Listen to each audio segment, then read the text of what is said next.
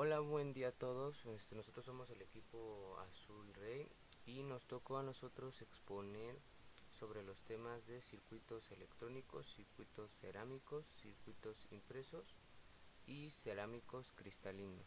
Esos son los temas que nos tocó exponer, donde a continuación les haremos una breve introducción de a qué quiere significar ellos, donde nuestro equipo consta de Gómez González Luis Eduardo, Sánchez Arbius Yael Jefet, Torres Ramírez Isis Judith, Vicencio Pulido David Brandon y su servidor Jonathan García Otamendi. Pero bueno, el primer tema que vamos a llegar a hablar es sobre los circuitos electrónicos.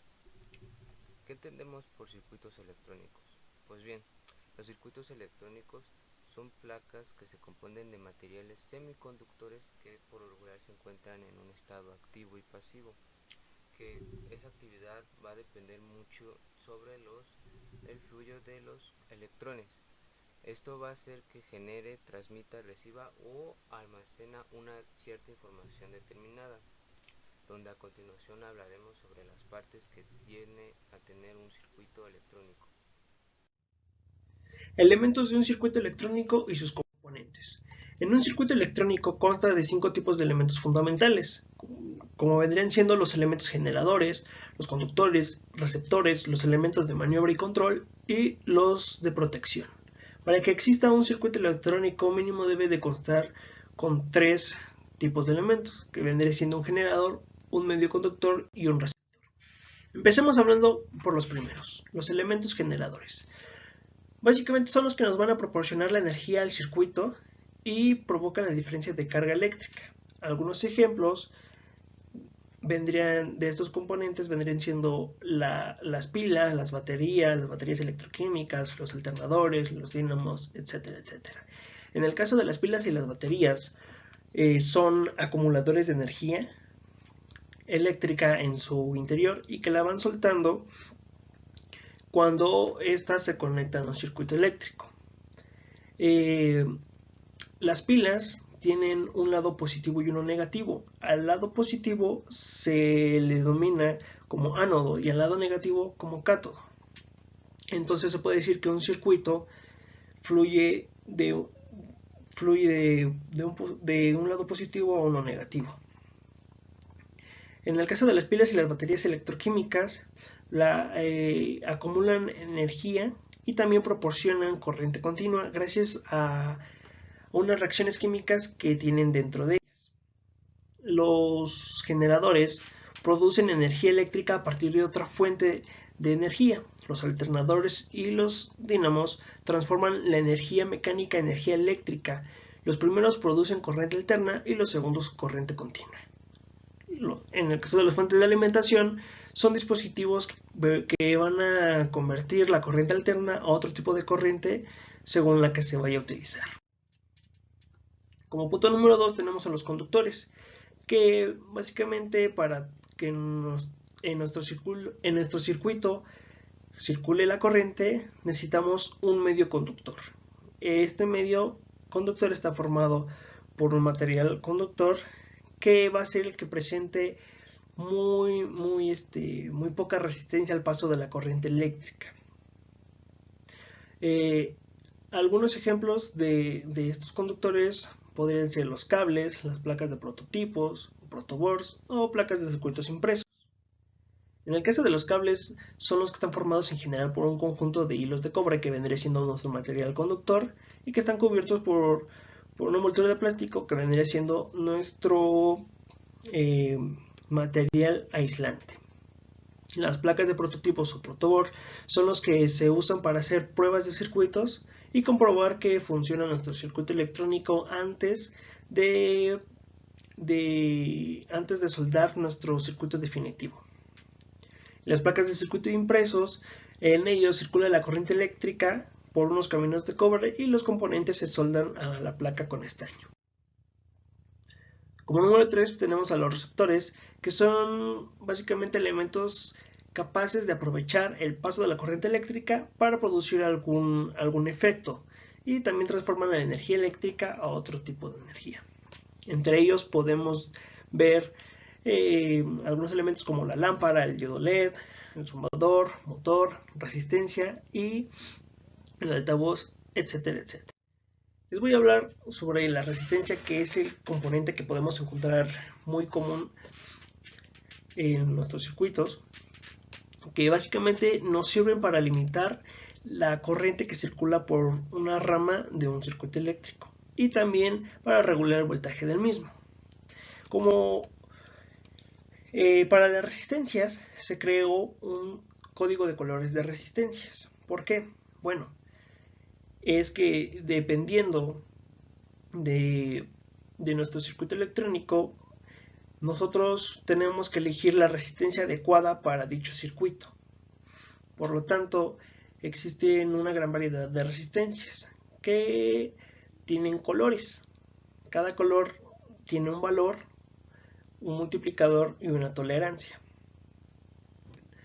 Por ejemplo, la resistencia que tenemos en pantalla, su primer valor es color marrón, tiene un valor de 1. Su segunda banda de color es el rojo, que tiene un valor de 2. Entonces las primeras dos cifras se juntan, entonces vendría siendo 12. La tercera banda de color vendría siendo nuestro multiplicador, que es de color negro. Si nos vamos a nuestra tabla de código de colores, podemos observar que tiene un multiplicador de 1 ohm. Por lo tanto, se multiplica 12 por 1, que serían 12 ohms. Y al final tenemos la última banda de color oro, que si nos vamos a nuestra tabla, tiene una tolerancia del más menos 5%. Entonces esta es una resistencia de 12 ohms con más menos 5%. Y gracias a este código de colores podemos nosotros guiarnos y saber cuál es la resistencia adecuada para nuestro circuito electrónico.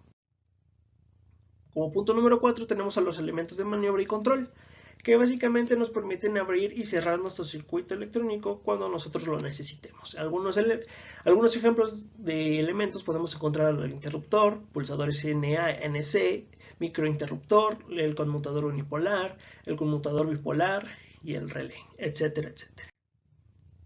En el caso del interruptor, se divide en dos, que es el interruptor simple y el interruptor doble, también conocido como interruptor bipolar. En el caso del interruptor simple, permite abrir y cerrar un circuito y que permanezca en la misma posición hasta que nosotros volvamos a presionar. Y el interruptor doble o bipolar es un interruptor que abre y cierra los dos circuitos al mismo tiempo. En el caso de los pulsadores, nos permiten abrir o cerrar el circuito solo mientras nosotros estamos actuando sobre él. O sea, cuando nosotros estamos pulsándolo. Y cuando lo dejamos de presionar, vuelve a su posición inicial. En estos pulsadores existen dos casos, que es el pulsador NA, que es normalmente abierto, y el pulsador NC, que es normalmente cerrado. En el normalmente abierto es cuando está en el estado de reposo, el circuito está abierto y se cierra cuando nosotros lo presionamos. En el caso del NC es cuando el estado de reposo el circuito permanece cerrado y se abre cuando nosotros lo presionamos. Como número 5 tenemos a los elementos de protección, que básicamente son dispositivos que protegen a nuestro circuito electrónico y también a los usuarios que estamos manipulando dicho circuito. Por ejemplo, están los fusibles, el interruptor diferencial y también está la instalación de puesta de tierra y control de rayo. En el caso de los fusibles, que está formado por un hilo de cobre, este se funde si hay una sobrecarga en nuestro circuito, abriendo nuestro circuito, y se coloca en serie con nuestro circuito electrónico y impide que pueda quemarse algún otro componente. El interruptor diferencial lo podemos encontrar en viviendas, en locales e incluso en industrias, que pues se encarga de proteger a los usuarios de un mal funcionamiento de nuestra instalación. Básicamente este detecta fugas de corriente dentro de la instalación eléctrica y corta el paso de la corriente para proteger así a los usuarios de posibles electrocuciones. También tenemos la instalación de puesta de tierra y control de rayo, que básicamente esta instalación la podemos ver más en edificaciones, porque bueno, esta es una instalación que se dispone para llevar hasta el subsuelo de la tierra, porque bueno, están presentes si es que hay alguna avería, si es que existe alguna avería.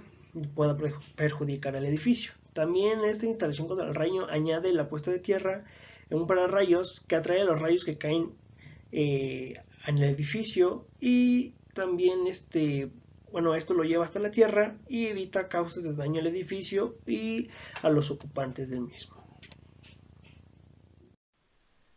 Ya que mi compañero les llegó a hablar un poco de los elementos que tiene un circuito electrónico, yo les hablaré un poco de su método de fabricación.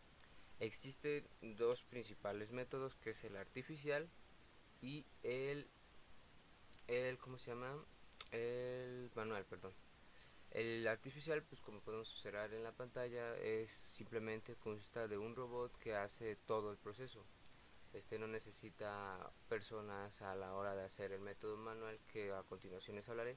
Ya el programa está desarrollado y pues simplemente la máquina hace lo que viene siendo su trabajo. No necesita de otra cosa común. Pero bueno, hay que hablar un poco sobre el método manual. Como podemos ver, existen tres etapas en el método manual.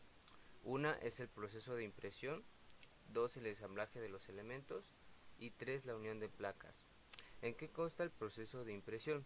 Pues muy sencillo, simplemente con una plancha se va a aplicar calor a una placa de cobre, donde se le va a transferir un dibujo del circuito que se va a llegar a plasmar, donde va a ocupar un espacio en la tercera parte, que es la unión de las placas. Pero bueno, a la hora de aplicar calor a ese dibujo sobre una placa de cobre, se va a transferir ese dibujo, lo cual con un plumón se tendrá que marcar las partes que no fueron totalmente marcadas, para que así no haya un error en el circuito. Eso nos ayudará a crear un circuito impreso manualmente, con una plancha, pasarle calor a un cobre y transferir eso. Después va el segundo método, que es el ensamblaje, que es aquí donde se ocupan ya herramientas para poder armar la pieza. Es aquí donde ya se ocupa pues, el cautín, diversos materiales. Por ejemplo, ya les mencioné el cautín, el estaño, cables, transistores, resistencias, diodos, condensadores, entre muchas herramientas más que se necesitarán para elaborar a continuación lo que viene siendo el proceso de la placa. Y ya después, a la hora de ¿cómo se llama? De ya tener tanto el ensamblaje de elementos y el proceso de impresión, va a ocurrir la unión de las placas. Es aquí donde el cobre se pondrá como base para que se pegue ¿cómo se llama? Los elementos que se ensamblaron. Es aquí donde lo podemos mostrar más o menos con estas tres sencillas imágenes.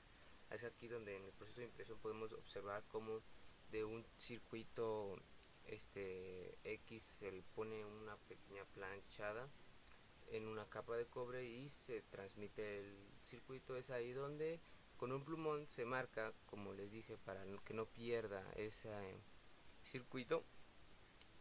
Y en el ensamblaje se puede observar cómo se arma poco a poco el circuito. Y en la unión de placas es así como queda el proceso final a la hora de unir tanto los elementos como el proceso de impresión.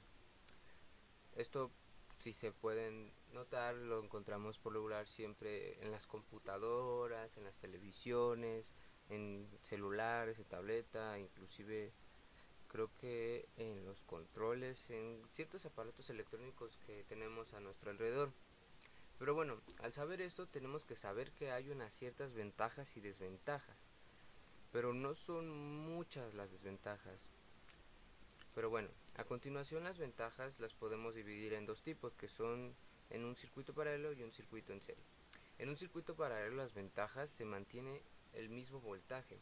Un ejemplo, como se está observando aquí, es que siempre, como si tuviéramos todos los aparatos conectados en nuestra casa, y está aquí el ejemplo, podemos observar cómo siempre eso nos va a permitir saber que nunca va a haber una caída de voltaje, ya que a pesar que tenemos, yo que sé, la televisión, la computadora, celulares cargándose todo al mismo tiempo, siempre va a mantener un voltaje igual. Eso no va a impedir que disminuya y baje el voltaje.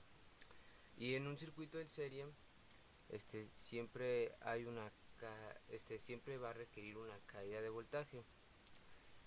Esto se necesita muchas pruebas y un montón de cosas que se va haciendo a la hora de su método de fabricación. Una desventaja sería que el circuito siempre va a requerir de una fuente de alimentación y al menos de un elemento eléctrico, donde debe estar siempre conectada la fuente de alimentación, como se dijo, ya que esto hace que la electricidad fluya y así se sabrá bien si el circuito está en buen funcionamiento o no está en buen funcionamiento.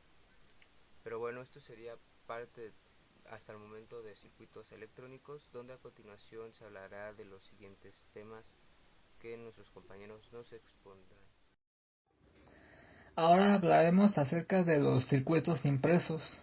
Un circuito impreso, o también conocidos como PCB por sus siglas en inglés, es una tarjeta o una placa que está constituida por caminos, pistas o buses de material conductor, generalmente hecha de cobre, que se colocan sobre una base aislante o no conductora, que puede ser de fibra de vidrio, cerámica, baquelita, plástico, entre otros, que con el objetivo principal de estos circuitos es permitir que la corriente eléctrica lleve a cabo un trabajo útil para nuestra vida. Por ejemplo, hacer funcionar los aparatos eléctricos, mover un motor, iluminar, entre otras funciones. Pueden estar presentes en los electrodomésticos, por ejemplo, una lavadora, una plancha, un reloj digital, un automóvil, o principalmente los juguetes, entre otros. Todo lo que se use energía eléctrica o una batería en su defecto. Además de que estos circuitos son muy baratos, robustos y una elevada fiabilidad, y en muchas ocasiones necesita un mayor esfuerzo para el posicionamiento de los componentes electrónicos. Los circuitos impresos fueron fabricados por el ingeniero austriaco conocido como Paul Eisler, quien fabricó un circuito impreso como parte de un transistor de radio que fue fabricado en 1936. Años más tarde, en Estados Unidos, se comenzaron a usar este tipo de tecnología para fabricar radios para uso militar durante la Segunda Guerra Mundial. Finalizando esta guerra, el país pues comenzó a liberar una invención para su uso comercial, y años más tarde, en 1950, se volvieron populares estos circuitos, gracias a que generaron varios aparatos electrodomésticos y aparatos de electrónica de consumo.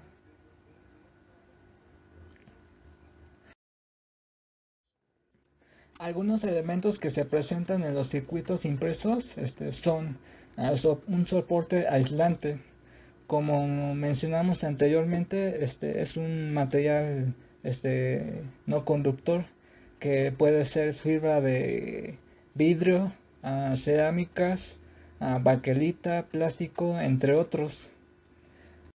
Otro elemento son los agujeros de montaje, que ahí se van a montar nuestros componentes electrónicos.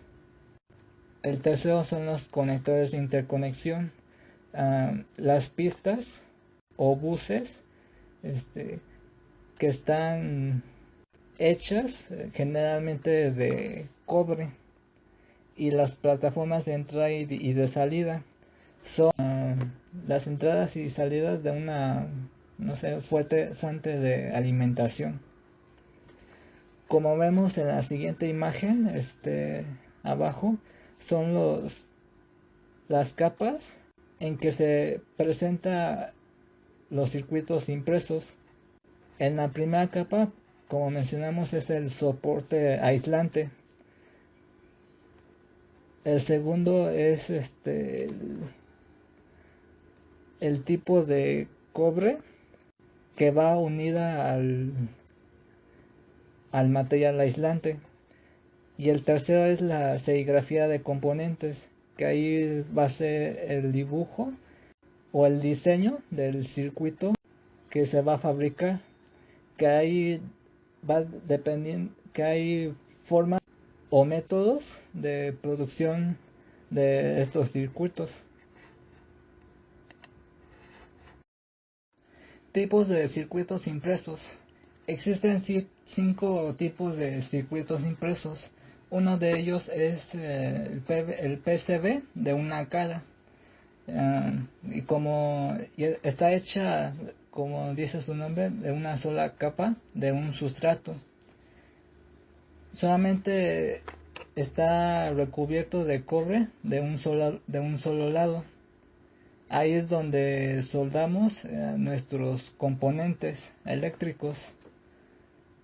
Usamos este tipo de una sola capa o una sola cara en algunas aplicaciones como en las calculadoras, impresoras, radios y cámaras. El siguiente tipo es de doble cara. Este tiene igual un material aislante de una sola capa. Sin embargo, está recubierto de cobre por ambos lados, como podemos ver en la siguiente figura. Está recubierta el cobre, que es lo de amarillo, en ambos lados. Este tipo de circuitos lo podemos encontrar en aplicaciones como amplificadores, máquinas expendedoras, etcétera. El siguiente tipo de circuito impreso es la multicapa. Pues como su nombre lo indica, tiene varias capas de PCB. A menudo utilizamos este tipo de circuito impreso por ejemplo, en almacenamiento de datos, servidores de archivos, equipos médicos, sistemas de satélites, entre otros. Las placas de circuito impreso rígido. Este tipo de placas se utiliza mayormente en la electrónica. Como característica de este tipo de placas es que son duros y no se doblan fácilmente. Una placa base de computadora es un ejemplo común de un circuito impreso rígido. La placa de circuito impreso flexible es exactamente es lo contrario a la placa de circuito impreso rígido. Estos son muy flexibles y pueden moverse libremente. Ofrecen muchos beneficios que las placas de circuitos impresos rígidos no pueden ofrecer. Como su nombre lo dice, es muy flexible, sobre todo en sus bordes, y se puede envolverse alrededor de las esquinas. Un ejemplo de esto es en la siguiente figura. Métodos típicos para producción de circuitos impresos. Están constituidos por dos técnicas, una técnica de diseño y técnicas de fabricación. Las técnicas de diseño puede ser diseño a mano o diseño asistido por computadora. Y las técnicas de fabricación. Existen 4 tipos de técnicas. Una de ellas es la técnica con tinta indeleble. técnica con logotipo, técnica fotográfica y técnica de serigrafía. La técnica con tinta indeleble. Esta se realiza mediante dibujo manual o dibujo a mano de las pistas del circuito. Esta puede utilizarse, se puede disponer de bolígrafos o un rotulador para el acabado del diseño final. Técnica con logotipo. Esta técnica consiste en colocar sobre el material aislante o el sustrato logotipos, o se puede conocer como calcomanías, autoadhesivos, que tienen diversas figuras. Como podemos ver, se pueden ver pistas o terminales de los componentes. Tienen la característica de que inhiben sobre la superficie cubierta mediante la acción corrosiva del cloruro férrico. De esta forma se llegan a obtener circuitos impresos con mejor calidad que con el procedimiento anterior. De la misma manera, resulta muy difícil llegar a obtener diseños de circuitos impresos de mediano tamaño. Técnica de la serigrafía. Esta técnica consiste en poner los dibujos, en que los dibujos y el texto se pueden imprimir en la parte superior de un circuito impreso a través de la serigrafía. Se puede indicar los nombres de los componentes, la configuración de los interruptores y otras características útiles durante el ensamblaje, prueba y servicio de la tarjeta. Algunas ventajas y desventajas que presentan en los circuitos impresos durante el diseño de los equipos electrónicos. Una de las ventajas es el ahorro de espacio. Empleando conexiones impresas se ocupa el menor espacio que con el uso de un conexionado convencional, es decir, conexiones con cables. En los circuitos impresos ahorran de ese tipo de espacio, no contienen cables en sí. Otra ventaja es los conductores están permanente unidos al dieléctrico de la base del circuito, lo cual proporciona una mayor facilidad para el montaje de los componentes electrónicos. Se reduce el volumen y el peso de las interconexiones. Normalmente es imposible la rotura de hilos o de los alambres y la producción de cortocircuito entre los hilos. Una de las limitaciones que presentan es que necesita una partícula capacidad en el diseño para situar los elementos y las interconexiones. Cuesta bastante trabajo en ingresar cambios en el diseño cuando ya se tienen los servibles y medios de construcción establecidos.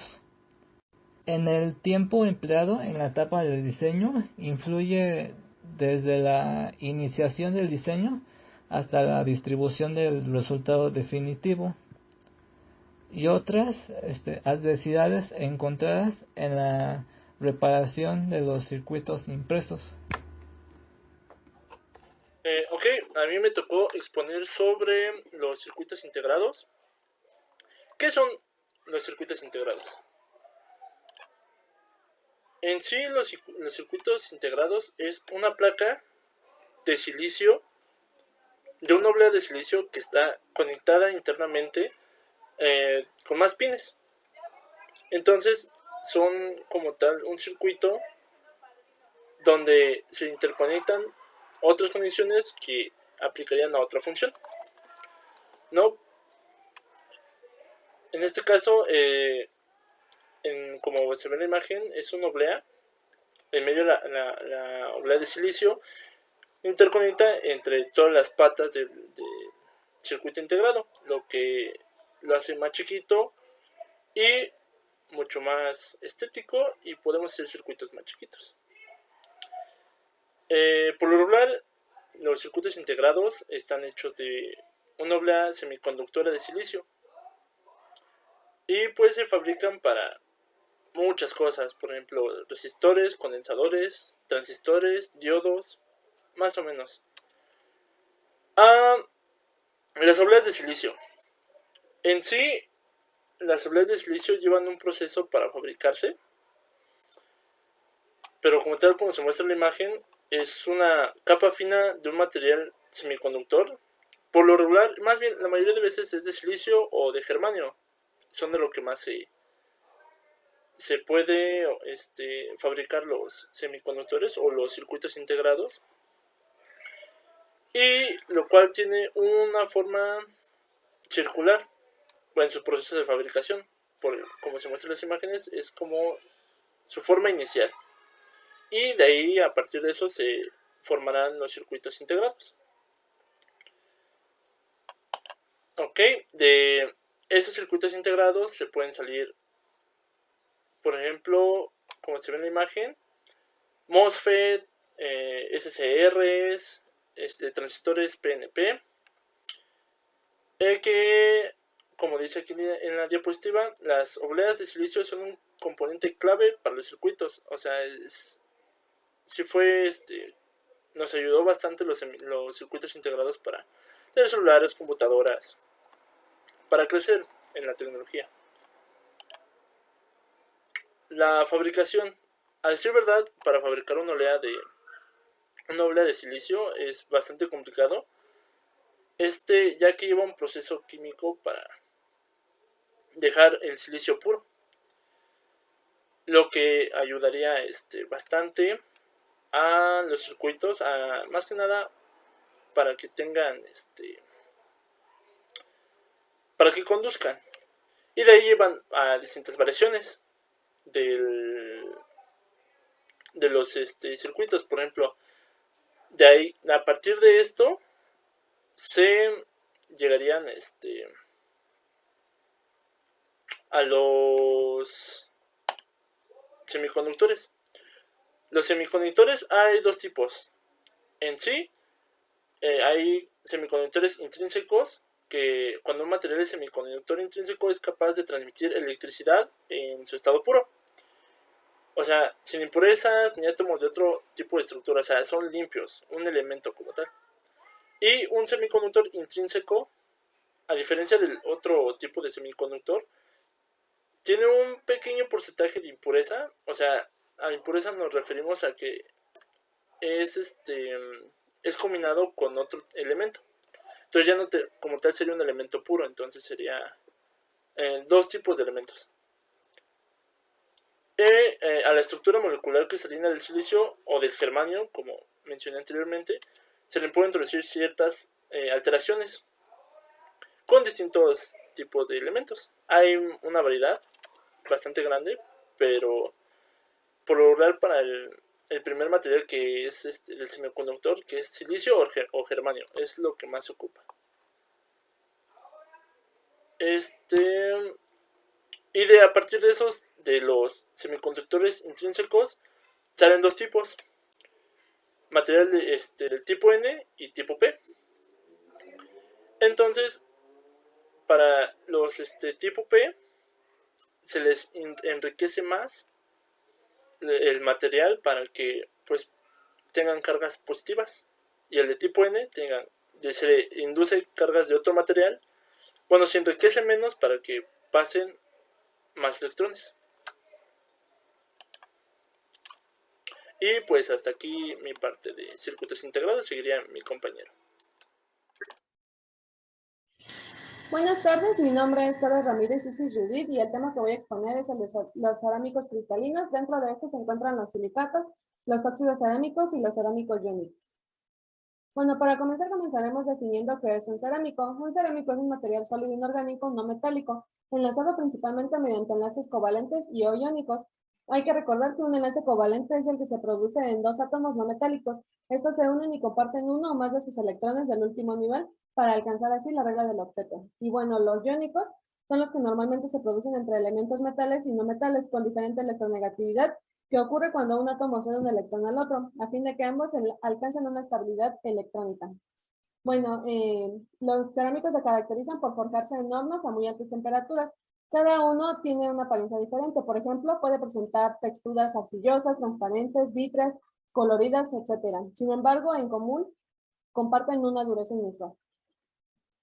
Bueno, de manera muy general, algunas de las propiedades de los cerámicos es que son duros, frágiles, con baja tenacidad y ductilidad, buenos aislantes eléctricos y térmicos debido a su ausencia en electrones conductores. Normalmente poseen temperaturas de fusión relativamente altas y una estabilidad debido a la buena estabilidad que hay en sus enlaces. Debido a todas estas propiedades, los materiales cerámicos son indispensables para muchos de los diseños en ingeniería. Bueno, los cerámicos se clasifican en dos, los no cristalinos y los cristalinos. Los no cristalinos son todos aquellos de apariencia vítrea, por lo que se tratan de vidrios. En términos generales, se obtienen mediante la solidificación y el enfriamiento de los sólidos fundidos, que se mezclan para dar lugar al material cerámico. Sus estructuras son desordenadas y amorfas. Y bueno, la otra son los cristalinos, donde nosotros es donde nos vamos a enfocar. Las cerámicas cristalinas son todas aquellas que se obtienen a partir del fuego y de múltiples procesos. Un ejemplo de esto sería el de la sinterización. Como ya lo dije, es un proceso el cual consiste en compactar los polvos producidos para dar forma a un sólido final. Las características de los iones que componen los materiales cerámicos cristalinos son dos. La primera es que los iones competentes tienen un valor de carga eléctrica. Esto quiere decir que deben de tener una carga eléctricamente neutra. Como sabemos, esto quiere decir que deben de tener la misma cantidad de aniones como de cationes. La segunda es que los aniones y cationes tienen tamaños relativos. Esto quiere decir que deben de tener un cierto tipo de contacto entre cationes y aniones para que los materiales cerámicos se comporten de manera estable. Bueno, como ya lo dije, nosotros nos vamos a enfocar en esta clasificación. Dentro de estos se encuentran los silicatos, los óxidos cerámicos y los cerámicos iónicos, que son de los que vamos a hablar a continuación. Bueno, en primera instancia tenemos los silicatos, que son la unión de silicio y oxígeno, también denominados sales del ácido silícico. Los silicatos forman el mayor grupo químico de minerales y muestran un amplio rango de composición, frecuentemente de carácter complejo. Integran casi el 25% de los minerales conocidos. Y bueno, en la corteza terrestre, de cada 100 átomos, 60 son de oxígeno, 20 son de silicio, 6 o 7 de aluminio y el resto lo constituyen el hierro, el magnesio, sodio, calcio y potasio. En consecuencia, los minerales más abundantes van a ser los silicatos y los óxidos, según sean las condiciones físico-químicas de formación. Bueno, los silicatos de manera general presentan una elevada dureza debido a su estructura tetraédrica. La unidad fundamental es el tetraedro y bueno, la fórmula es esta que vemos aquí. Algunos ejemplos de los silicatos son los olivinos, las hornoblendas, las micas, el feldespasto, los cuarzos y las arcillas. Bueno, hay que poner énfasis en el tetraedro y su fórmula, ya que más adelante vamos a estar hablando mucho de bueno, el tipo de estructura cristalina de los silicatos, ya que cada oxígeno del tetraedro del silicato tiene un electrón disponible para el enlace, se pueden producir muchas estructuras diferentes de silicatos. Como podemos ver en la imagen, son todos estos. A continuación vamos a hablar más a detalle sobre cada uno de ellos. Bueno, en primer lugar están los mesosilicatos. En este tipo ningún tetraedro comparte oxígenos con otros, sino que se mantienen juntos por otros cationes. La relación es 1 a 4. Cuando digo relación me refiero a los subíndices que tiene la fórmula. Estos, en este caso, como ya lo dije, sería 1 y 4. Dentro de los mesosilicatos existen varios grupos de minerales que se diferencian por el tipo de cation que balancea las cargas negativas en la unidad estructural tetraédrica. Algunos ejemplos de estos sería el grupo del olivino, por ejemplo, su fórmula es R2 y el tetraedro, donde R es el hierro y el magnesio. Otro ejemplo sería el grupo del zircón, donde tenemos al zirconio y la fórmula del tetraedro. Otro ejemplo sería el topacio, el disteno, la andalucita y la sillimanita. Bueno, también tenemos los orosilicatos. Estos son los que están formados por la unión de dos tetraedros, compartiendo un oxígeno, resultando las relaciones 2 a 7. Los demás tetraedros se unen mediante cationes. Algunos ejemplos sería el grupo del epídoto.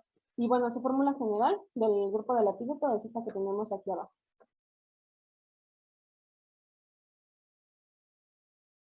Bueno, en segundo lugar tenemos los ciclosilicatos. Estos son formados por anillos de tetraedros enlazados. Existen 3 posibles configuraciones cíclicas cerradas, que son de 3, 4 o 6 tetraedros. Algunos ejemplos serían el berilio, la turmalita o la hidrocasa. También tenemos los inosilicatos, que son formados por cadenas de longitud indefinida de tetraedros. Estas cadenas pueden ser 2, simples o dobles. Las simples es donde cada tetraedro se une por 2 de sus vértices a los tetraedros vecinos.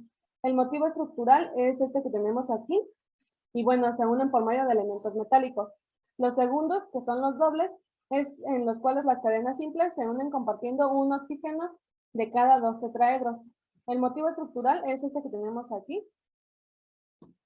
Disculpa. Y bueno, y se unen por medio de elementos metálicos. Algunos minerales de este grupo son la estancita, la augita y la ferrosilita. También la tremolita que tenemos aquí, esta es del tipo doble, y la augita de la sencilla. Bueno, también tenemos los filosilicatos. Estos están formados por tetraedros. Se enlazan compartiendo 3 de sus 4 oxígenos en un mismo plano. Son capas formadas por redes pseudohexagonales. En algunos ejemplos podría ser la moscovita, la biotita, la clorita, el talco o las arcillas. También tenemos los tecnosilicatos. Este grupo comprende algunos de los minerales más importantes. Aproximadamente las 3/4 partes de la corteza terrestre está constituida por tecnosilicatos. En este tipo estructural, los tetraedros comparten los 4 oxígenos con los tetraedros vecinos, formando así un armazón tridimensional. Aquí la relación es 1:2. Y bueno, aquí se exceptúa el cuarzo y a sus polimorfos. Bueno, estas son las propiedades de manera general, ya que las propiedades de los silicatos dependen más de la estructura cristalina en que se disponen sus átomos que de los elementos químicos que constituyen la fórmula. O sea, esto quiere decir que las propiedades dependen de la forma en que se dispone y se enlazan los iones con la unidad fundamental de los silicatos, o sea, el tetraedro. Bueno, las propiedades son que tienen un muy buen aislamiento eléctrico, una expansión lineal de mínima moderada, una excelente resistencia térmica a impactos, una baja conductividad térmica, una resistencia a la flexión, alta temperatura de fusión, y bueno, los silicatos con cationes alcalinos y aniones pequeños son bastante solubles en agua. Los silicatos de cationes no alcalinos o con aniones poliméricos laminados y tridimensionales generalmente tienen una solubilidad insignificante en agua en condiciones normales. Las propiedades eléctricas, no encontré información sobre eso. Lo único que encontré es que tienen una resistividad constante y rigidez eléctrica. Son duras pero frágiles y son aislantes de alta potencia. Y bueno, las aplicaciones es que los componentes de cerámica con silicatos se usan en el campo de la electrónica y de la ingeniería eléctrica. Actúan como aislamiento eléctrico en fusibles, disyuntores, termostatos y en la tecnología de iluminación. La capacidad de los materiales cerámicos con silicatos para proveer aislamiento térmico también se utiliza en calefacciones, así como en aplicaciones medioambientales y de ingeniería térmica. Los componentes porosos se producen para la emisión de fragancias e insecticidas como portadores de catalizadores o en varias aplicaciones de laboratorio. Bueno, el siguiente son los óxidos cerámicos. Las cerámicas de óxido o óxidos cerámicos son cerámicas técnicas que se categorizan, por lo tanto, como materiales minerales no metálicos. Las partículas en las masas de cerámica de óxido se mantienen juntas mediante enlaces iónicos. Se dividen en 3 categorías, que son fundentes, opacificantes y colorantes. Bueno, los fundentes son aquellos materiales que permiten rebajar el punto de fusión de la mezcla y conseguir que todos los componentes se fundan en la cocción y se integran para formar un vidriado. Los opacificantes son los que nos permiten eliminar la transparencia natural de los vidriados para obtener cubiertas opacas. Y los colorantes, como su nombre lo dice, son los que aportan color. Algunos ejemplos sería el óxido de hierro, que tiene un color rojizo, y el óxido de cobre, que aporta un color verde. Estos se encuentran con facilidad en la naturaleza. Bueno, las estructuras, los tipos de estructura cristalinas que presentan los óxidos cerámicos, la primera es el tipo de estructura del cloruro de sodio, que tiene una coordinación 6,6. Los aniones forman la red FCC. Bueno, cabe aclarar que la red FCC es la estructura cúbica centrada en las caras. Esto quiere decir que los átomos están situados en los vértices del cubo y hay un átomo en el centro de cada una de las caras del cubo. Bueno, en esta estructura los cationes ocupan todos los huecos octaédricos. Los cationes ocupan 2/3 de los huecos octaédricos y un ejemplo sería la alumina. Bueno, cabe aclarar que la información que encontré de los óxidos cerámicos está más centrada en lo que es la alúmina, el óxido de circonio y el titanato de aluminio. Y bueno, también son los cerámicos más conocidos. También tenemos el tipo de fluorita con coordinación 8,4. Aquí los cationes forman la red FCC y los aniones ocupan todos los huecos tetraédricos. El hueco cúbico central queda vacante.